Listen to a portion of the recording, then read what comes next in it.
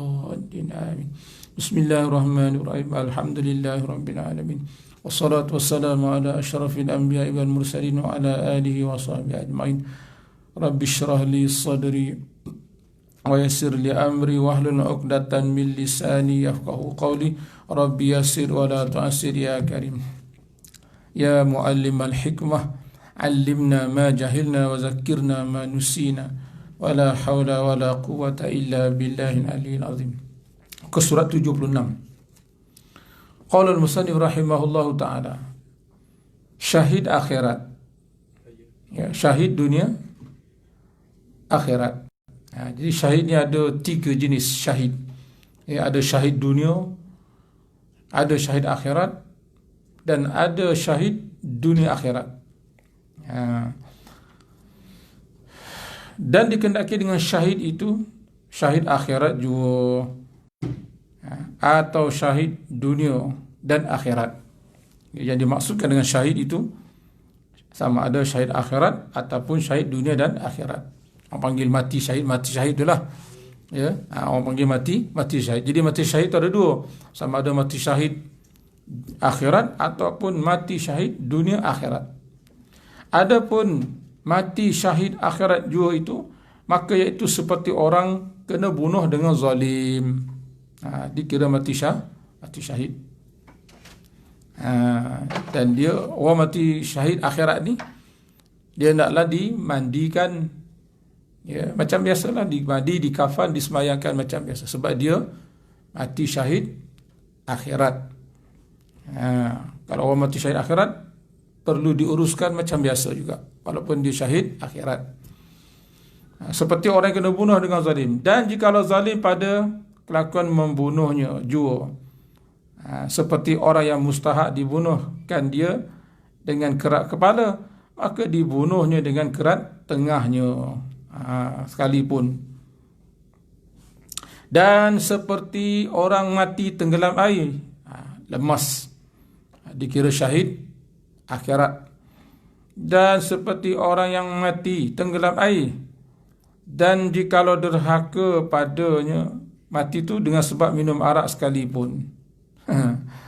Ya. Walaupun dia tadi tu mati tenggelam tadi tu dalam keadaan dia mabuk, entah macam mana dia mabuk, ya, jatuh dalam sungai ke apa ke, mati lemas, maka fikir syahid akhirat.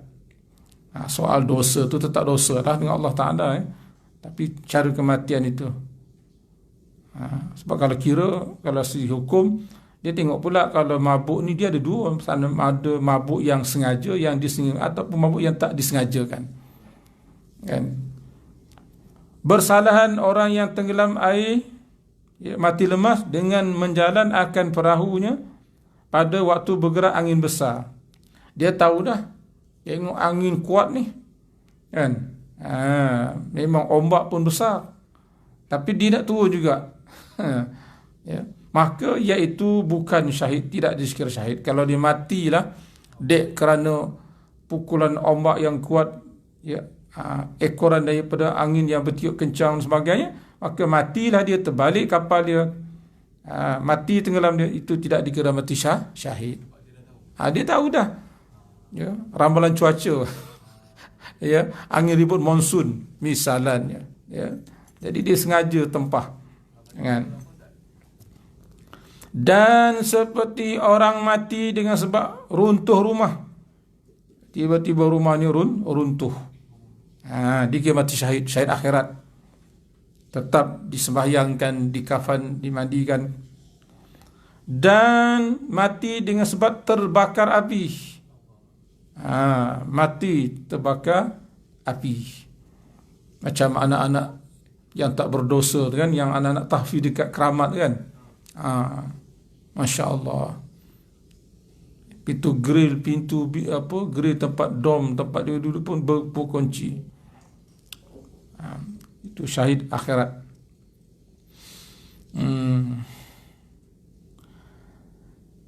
Dan seperti orang mati di dalam dagang, dia berurusan, berniaga, dan jikalau derhaka dengan dagangnya sekali pun, macam mana? Seperti sahaya hamba yang lari daripada penghulunya. Ya. Dia lari daripada penghulu dia. Dan seperti perempuan yang derhaka kepada lakinya, ya, pun dikira mati syahid akhirat lah, syahid akhirat. Sekalipun dia derhaka dalam perdagangan dia dan jualan dia, dalam urusan perniagaan dia. Dan orang menuntut ilmu mati syahid juga, syahid akhirat. Dan jikalau mati atas hamparannya sekalipun, walaupun mati atas hamparan tilam tempat tidur dia, tapi dia dalam menuntut ilmu, mati dia, maka dikira sebagai mati syahid, syahid juga. Dan seperti orang mati sakit perut. Kenapa sakit perut ni? Kena santet. Santau. Bahasa Indonesia kata santet. Ya. Dukun santet, dukun santau. Na'udzubillah min zalik. Minta jauh lah. Menyiksa orang. Dan orang mati dengan sebab taun, penyakit taun. Dan jikalau pada yang lain masa taun sekalipun, tidak pada musim dia pun, sekalipun tidak pada musim dia, tidak masa dia, kalau mati dengan sebab taun, maka dikira mati syahid akhirat. Atau mati dengan penyakit yang lain daripada taun, COVID-19 ke? Ya, mati COVID-19. Tetapi dia dalam masa taun, atau kemudian daripada masa taun, tak kisah. Ya, mudah-mudahan dia dapat syahid akhirat. Sekira-kira, tapi syarat dia, dia sakit tadi pun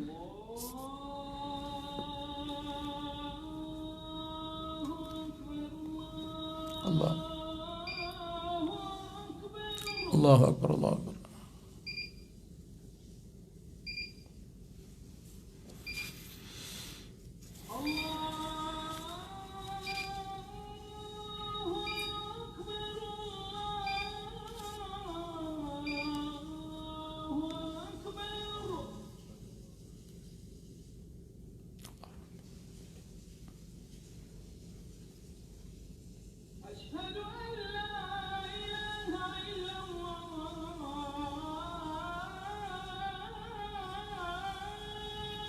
Asyhadu an la ilaha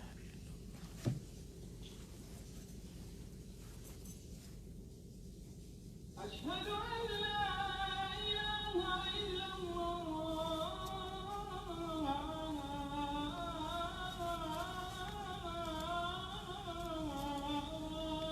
Asyhadu an la ilaha.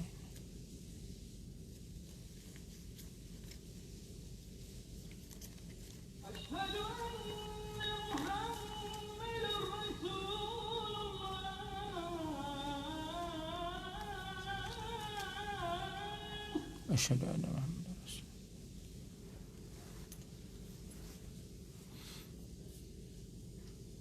Asyhadu anna Muhammadar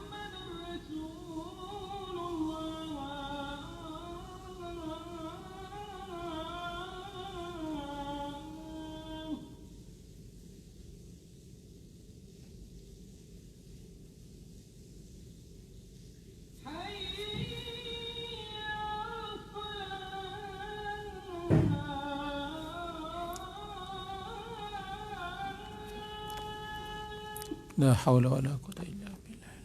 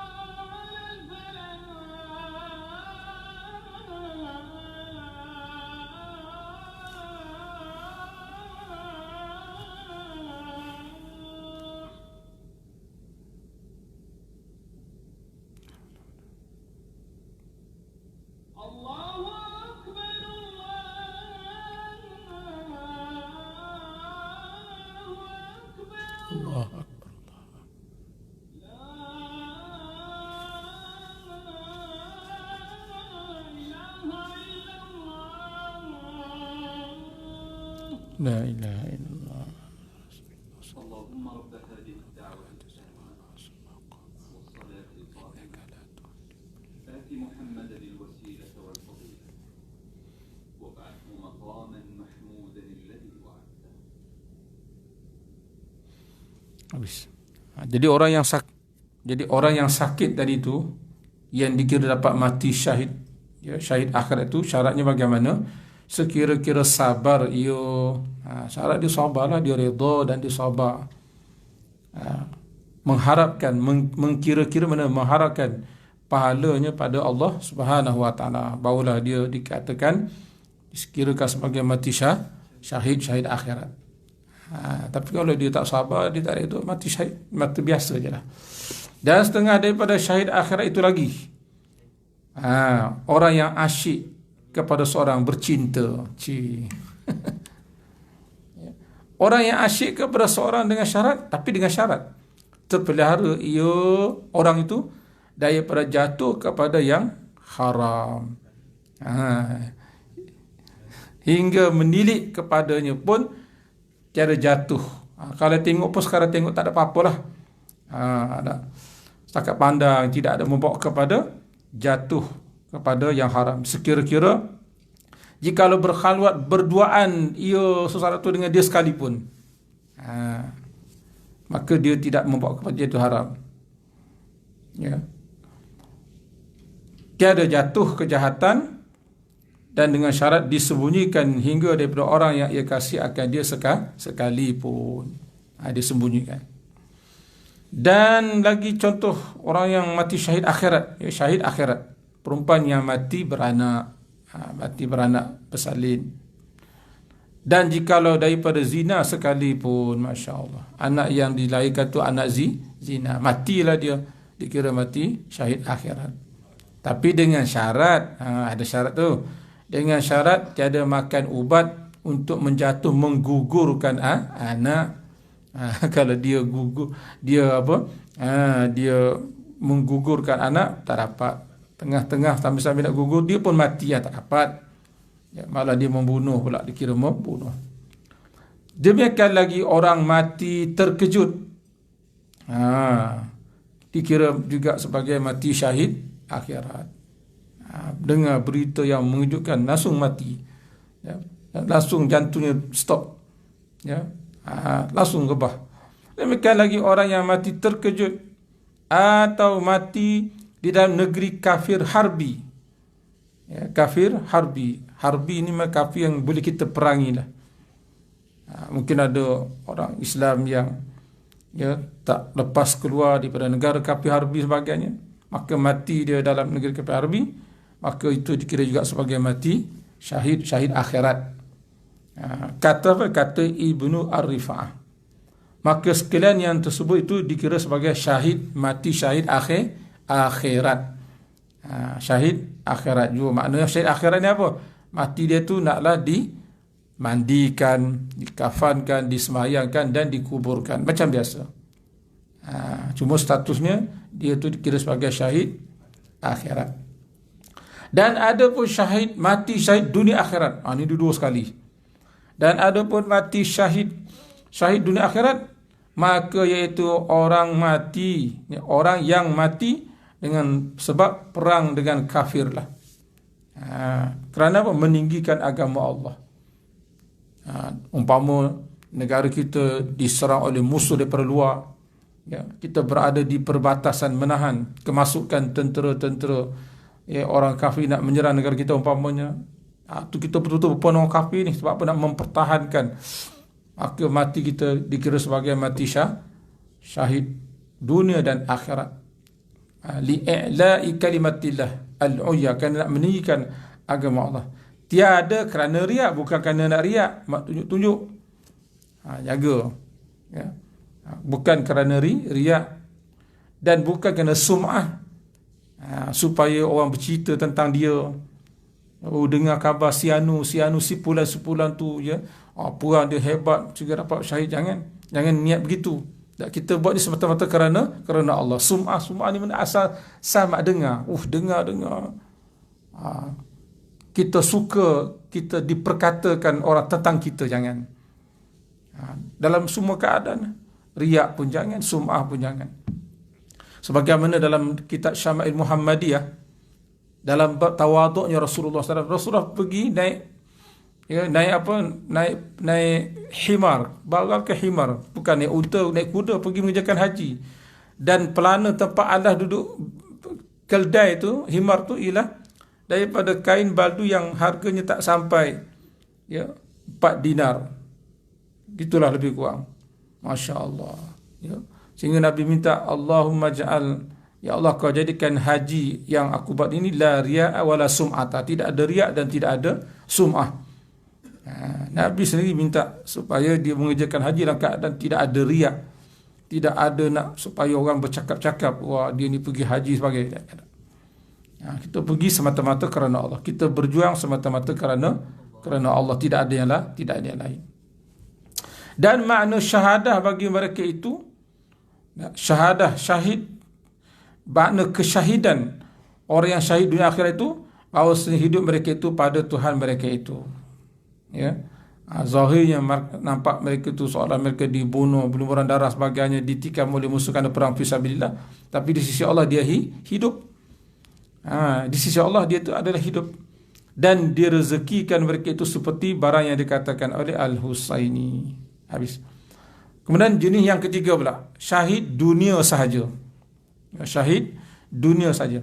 Bersalahan syahid dunia jua sahaja, maka tiada masuk ia di dalam hukum ini, iaitu siapa dia? Orang yang mati dalam perang dengan kafir, padahal berpaling lari daripada mereka itu atas wajah, atas jalan yang tiada redha, yang tidak dibenarkan oleh syarak. Dia lari daripada medan perang, dan lagi itu dia mati. Dikira syahid dunia. Dan dia lari itu bukan kerana ada sebab dia panggil strategi ke apa, tidak. Mati itu kerana lari kerana tak mau mati, ataupun lari daripada bertempur dengan orang kafir, maka dia melarikan diri. Dalam keadaan dia lari berpaling tadi itu, dia mati. Lari itu dalam keadaan syarak tidak izinkan, maka dia dikira syahid dunia. Ataupun mati dengan perang mereka itu, dia perang-perang tapi mati di perang itu kerana riak. Dia perang, betul-betul perang, tapi dia perang fisabilillah, dia perang dengan orang kafir itu kerana riak, menunjuk-nunjuk ataupun sum'ah, maka dia dipikir sebagai syahid dunia sahaja, tidak syahid dunia akhirat. Habis. Dan sabda Nabi SAW, kita bab ni nak cerita bab azan, bab kelebihan bang azan, tapi cerita bab syahid. Dan sabda, lau ya'lamun nasu ma fin nida'i was safil awal thumma lam yajidu illa ayastahimu lastahamu, walau ya'lamuna ma fit tahjir lastabaku ilaihi, walau ya'lamuna fil atamah was subhi la atauhuma walau habwan. Jikalau manusia tahulah akan kelebihan barang yang ada pada azan, kelebihan azan, dan kalaulah manusia tahu akan kelebihan berada pada saf yang pertama awal, nescaya kemudian tidak dapat mereka itu akan jalan bagi menghasilkan keduanya, melainkan dengan terpaksa mengundi. Masing-masing pakat nak azan, masing-masing pakat nak duduk depan saf yang pertama. Macam mana nak buat? Melainkan dengan terpaksa undi. Saya membuang undi mereka itu pada menghasilkan keduanya. Kalau sampai boleh peringkat nak mengundi, terpaksa undilah. Andainya kalau manusia tahu kelebihan azan itu ataupun kelebihan duduk di saf yang pertama. Dan jikalau mengetahui mereka itu akan barang yang datang pada mendatangkan awal waktunya, waktu sembahyang, saya berlumba-lumba mereka itu kepadanya, kepada datang awal waktu. Dan jikalau mereka mengetahui akan barang yang pada sembahyang isyak dan subuh, yang di kelebihan sembahyang isyak dan subuh berjemaah. Sebab dalam hadis yang lain Nabi kata apa? Athqalus salati 'alal munafiqin. Seberat-berat sembahyang atau orang munafik ada dua. Apa dia? Sembahyang isyak dan sembahyang subuh. Jadi orang munafik, ya, malas nak sembahyang subuh berjemaah, malas nak sembahyang isyak berjemaah. Ya, sembahyang yang berat ke atas orang munafik, subuh berjemaah dan isyak berjemaah. Jadi kalaulah manusia itu tahulah tentang kelebihan yang ada pada sembahyang jemaah, pada sembahyang isyak dan subuh, nescaya mendatang mereka itu isyak dan subuh berjemaah. Jikalau berjalan mengesot, terpaksa merangkak mengesot sekalipun, mereka akan datang. Betapa kelebihannya solat isyak dan subuh berjamaah. Habis. Itu kemudahan Allah Ta'ala bagi kan. Kadang-kadang kita kesian tengok rumah dekat masjid laungan azan, Masya Allah. Kita kadang-kadang tertanya-tanya juga di hati kita, ya, macam mana perasaan dia. Laungan azan tu macam dia tak dengar ke, ataupun buat tak dengar ke, atau macam mana kan. Kalau tak boleh pun 5 waktu, sekurang-kurang adalah 1-2 waktu pun, ni muka pun tak nampak, ya. Tunggu Jumaat dia lah pun nampak dekat masjid, ya. Janganlah macam tu tuan-tuan, ya. Jangan macam tu. Kalau tak dapat maghrib, kita balik lambat kejap, dapatkan isyak, ya, ataupun subuh. Habis. Man sami'an nida faqabbala ibhamaihi fawada'a ala ainaihi, ya, marhab wa qala wa marhaban bi zikrillah ta'ala qurratu a'yunina bika ya Rasulullah fa ana syafi'u yaumil qiyamah wa qaidu ila jannah. Masya-Allah. Barang siapa mendengar azan, maka mengucup ia akan 2 ibu jari dia. Dia kucup 2 ibu jarinya, maka menghantar ia akan ke dunia atas 2 mata. Sudah dikucup, lepas tu dia sapu atas 2 mata. Dan berkata ia, marhaban bizikrillahi ta'ala, dengan mengingati Allah, ya, qurrata a'yunina, penyejuk mata hati kami, ya Rasulullah. Baca doa marhaban bizikrillah, ya, kita ada qurrata a'yunina bika ya Rasulullah. Maka kata Nabi, akulah yang akan mensyafaatkan akan dia pada hari kiamat, ya. Aku akan mensyafaatkan dia. Setengah kalau guru kata mana, wa asyhadu anna Muhammadur Rasulullah tu, ya, pada situ wa asyhadu anna Muhammadur Rasulullah, baca, ya. Dan menolong akan dia kepada syurga, wa qaiduh, dia yang akan memandu. Qaid ni pemandu. Rasulullah yang akan memandu kita kepada syurga. Habis. Faedah. Riwayat Al-Bukhari daripada Nabi sallallahu alaihi wasallam, bahawasanya bersabda ia, barang siapa mendengar namaku pada bank, ni khusus, ya, wa asyhadu anna Muhammadar Rasulullah. Bila orang azan sebut wa asyhadu anna Muhammadar Rasulullah. Barang siapa yang mendengar nama Rasulullah waktu azan, pada azan, dan menghantar ia akan kedua ibu tangannya atas 2 matanya. Yang sini pula dia tak ada suruh kucuk, ya, maknanya dia terus sapu atas 2 mata dia. Dan menghantar ia akan 2 ibu tangannya, ibu jari lah, atas 2 matanya, dan membaca ia akan doa ini, ya, nasaya akulah yang menuntut akan dia pada kiamat, ya basiran bila hadaqah ihfaz ainayya wa nawwirhuma. Wahai Tuhan yang maha melihat tanpa biji mata, yang melihat tanpa biji mata, peliharalah kedua mataku dan terangkanlah kedua-dua mataku, ya, ihfaz ainayya wa nawwirhuma.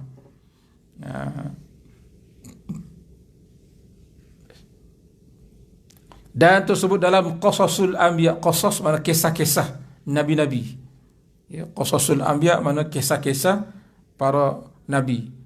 Dan disebut dalam qasasul anbiya bahawasanya Nabi Adam alaihissalam rindu hendak berjumpa dengan Nabi Muhammad sallallahu alaihi wasallam pada ketika ia di dalam syurga. Tu Adam kita rindu dengan Rasulullah sallallahu alaihi wasallam. Maka mewahyu Allah Ta'ala kepada Adam, Nabi Adam, iaitu pada sulbi engkau, dan zahir ia pada akhir zaman, ya, maka memohon ia akan Allah Ta'ala bahawa berjumpa ia Nabi Adam dengan Muhammad alaihi salatu wassalam di dalam syurga. Mana benih, ya, Nabi kita Muhammad SAW daripada Nabi Adam, sejak daripada zaman Nabi Adam alaihi salam lagi. Masya Allah, ya.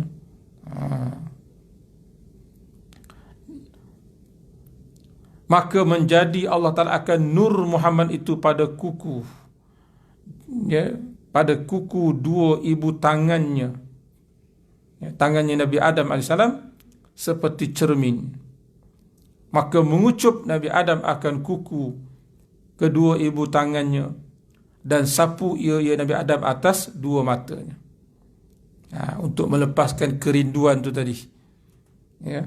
Dijadikan nur Muhammad itu pada kuku dua ibu tangan Nabi Adam AS ibarat seperti cermin. Maka mengucup Nabi Adam akan kuku dua ibu tangannya dan sapu ia kepada dua matanya. Jadi kita buat begitu rupanya mengikut perlakuan kepada Nabi Adam AS. Maka tatkala mengkhabarkan Jibril dengan demikian itu akan Nabi SAW, sabdanya, barang siapa mendengar namaku di dalam azan bang, maka mengucup ia akan kuku dua ibu tangannya dan sapu ia atas dua matanya, nescaya tiada buta selama-lamanya. Sebagaimana kelakuan datuk kita Nabi Adam alaihi salam. Kucup kuku, lepas tu sapu atas mata kita. Dan riwayat daripada Syekh Fariduddin, barang siapa membaca atas dua kuku ibu tangannya, fakashafna anka ghita'aka fasaruka al-yawma hadid, dan kami bukakan tutup daripada engkau, lalu pemandangan engkau pada hari ini amat tajam. Ini ubat mata supaya dapat kelihatan mata kita jadi tajam. 7 kali baca fakashafna anka ghita'aka fasaruka al-yawma hadid, baca 7 kali, ya. Kata Syekh Fariduddin, baca ayat ni 7 kali dan baca selawat sekali, dan berselawat ia atas Nabi alaihissalam pada tiap-tiap kalinya, ya. Pada tiap-tiap kalinya 7 kali tu. Kemudian mengucup ia akan dua ibu tangannya dan disapu dengan keduanya ibu tangan tadi tu, ibu jari tangan itu atas dua matanya. Nescaya memberi manfaat bagi cahaya matanya dan hilang mudarat daripada dua matanya, insya-Allah, ya. Ataupun kita baca marhaban bika ya habibi wa qurrata aini ya Rasulullah. Kalau kita tak baca fakashafna tadi, kita baca yang ni, ya, marhaban bika, ya, welcome, marhaban ni selamat datang, ya, dengan engkau wahai kekasihku ya habibi, wa qurrata aini, dan penyejuk mataku, ya, penyejuk mata hatiku ya Rasulullah. Sebagaimana riwayat daripada Nabi Allah Khidir alaihi salam. Habis. Dan datang pada khabar bahawasanya segala orang yang datang mereka itu akan titian as-sirat, yang dilintangkan di atas mulut neraka Jahannam, wal'iyadzubillah, ya, untuk menuju ke syurga sana. Ya, segala orang yang datang mereka itu akan titian as-sirat, mendapat mereka itu atas sirat itu beberapa unta daripada nur, ya, unta daripada cahaya yang berpelana daripada yakut dan zabarjad, ya, yang berpelana mana tempat duduk dia daripada permata yakut dan zabarjad. Maka terbang unta itu dengan mereka itu atas titian as-sirat, dan syafaat oleh tiap-tiap daripada mereka itu 40,000, dan lalu di dalam nur itu 1,000 lelaki dan 1,000 perempuan. Itu kelebihanlah. Dan daripada Nabi SAW apabila berkata muadzin Allahu Akbar, ya, Allahu Akbar, dibuka baginya segala pintu langit. Dan apabila berkata ia asyhadu an la ilaha illallah, berhiasi baginya oleh segala perempuan yang bikrun, yang muda di dalam syurga, yakni anak bidadari. Dan apabila berkata tukang bank itu, wa asyhadu anna Muhammadar Rasulullah, berkata malaikat, angkat olehmu akan hajat kamu kepada Allah, maka bahawasanya ia menunaikan bagi kamu akan hajat kamu. Doa minta dalam hati, minta dalam hati, doa Tuhan. Habis. Muazzin, ya, tukang bank Nabi SAW ada 4. Ya, pertama Bilal ibnu Rabah. Inilah awal-awal orang yang azan dalam Islam. Tukang bank yang pertama sekali Bilal bin Rabah. Yang kedua Ibnu Ummi Maktum, seorang yang buta, dia pun tukang bank Nabi. Yang ketiga Sa'ad ibnu Nu'aiz, dan yang keempat Abu Manzurah. Habis. Bank dan qomat pada telinga kanak-kanak, dan sunat ya kita bangkan pada telinga kanak-kanak yang sebelah kanan, dan qomat pada telinganya yang sebelah kiri. Sama ada kanak-kanak tu laki-laki ataupun perempuan. Bila anak tu lahir, ya, kita sebagai bapa ni, sebagai suami ni, kita azankan telinga kanan dan kita qomatkan telinga kiri. Tak kiralah anak laki-laki ke ataupun anak perempuan. Kalau anak saya dulu pun saya ada, dan saya bagi terus, ya, rasakan air zam-zam dengan buah kurma. Tak tunggu 7 hari, ya, kita terus bagi dia minum dan niatkan sebagai syifa tu, bagi air zam-zam, dan kita kunyah bagi rasa manis kurma. Dan sunat dibacakan surah Al-Qadr, inna anzalnahu fi lailatul qadr, pada telinganya, dan juga surah Qul huwallahu ahad pada telinganya. Apa faedahnya? Supaya kanak-kanak itu terpelihara daripada zina selama umurnya, dan tidak boleh mudarat kepada anak itu ummus sibyan, iaitu tabi'ah, dipanggil penyakit ain lah. Penyakit ain, pandangan mata orang, kadang-kadang dia dengki dan sebagainya. Jadi mudah-mudahan, ya, setelah kita azan kita baca ayat ni, surah inna anzalna, dan juga qul Allah. Dan terakhir sabda Nabi SAW, idza kana waqtul adzan futihat abwabus sama wastujibat du'a, wa idza kana waqtul iqamah lam turadda da'watuh. Apabila datang waktu azan, dibukakan segala pintu langit dan dimustajabkan doa, dan apabila datang waktu qamat, tiada ditolak akan doa. Mana masa antara azan dan qamat itu ialah masa di antara mustajab doa. Waktu lepas kita solat ba'diyah, qabliyah, sunat, ya, sebelum kita qamat tu kita berdoa, sebab masa antara azan dan qamat tu ialah masa yang baik untuk kita berdoa. Habis. Dan kata Imam Nawawi dalam Azkar, wallahu a'lam. Bismillahirrahmanirrahim. Alhamdulillahirabbil alamin. Wassalatu wassalamu ala asyrafil anbiya'i wal mursalin wa ala alihi wa sahbihi ajmain. Allahumma anfa'na bima 'allamtana wa 'allimna ma yanfa'una. Rabbana zidna ilma warzuqna fahma. Ya Allah, kurniakan kepada kami hakikat ikhlas yang sebenar-benarnya, ya Allah, dalam setiap niat kami, ya Allah, dalam setiap ucapan, perkataan, bacaan kami, wirid kami, zikir kami, ya Allah, dan dalam setiap tindakan, amalan, ibadah kami, ya Allah, hanya semata-mata mengharapkan keridaan dan kasih sayang-Mu jua, ya Allah. Ya Allah, ya Rahman, ya Rahim. Tidak ada sesuatu pun yang tersembunyi daripada ilmu pengetahuan Engkau tentang diri kami, ya Allah. Engkau mengetahui zahir dan batin hati kami ini, ya Allah. Ya Allah, ampunkan dosa kami, ya Allah. Maafkan ke atas kesilapan dan kelemahan kekurangan kami, ya Allah. Dan terimalah taubat kami, ya Allah. Ya Allah, ya Rahman, ya Latif, yang maha lemah lembut, ya Halim, yang maha penyantun. Engkau lembutkanlah, ya Allah, hati-hati kami yang masih keras ini, ya Allah. Dan Engkau jinakkanlah, ya Allah, hati-hati kami yang masih liar ini, ya Allah. Engkau tenang dan tenteramkanlah, ya Allah, hati-hati kami ini yang masih lagi keluh kesah dan resah gelisah ini, ya Allah. Dan Engkau khusyukkanlah, ya Allah, hati-hati kami ini yang masih lagi lalai ini, ya Allah. Ya Allah, birahmatika ya arhamar rahimin. Rabbana آتنا في الدنيا حسنة وفي الآخرة حسنة وقنا عذاب النار والحمد لله رب العالمين. تقبل الله منكم.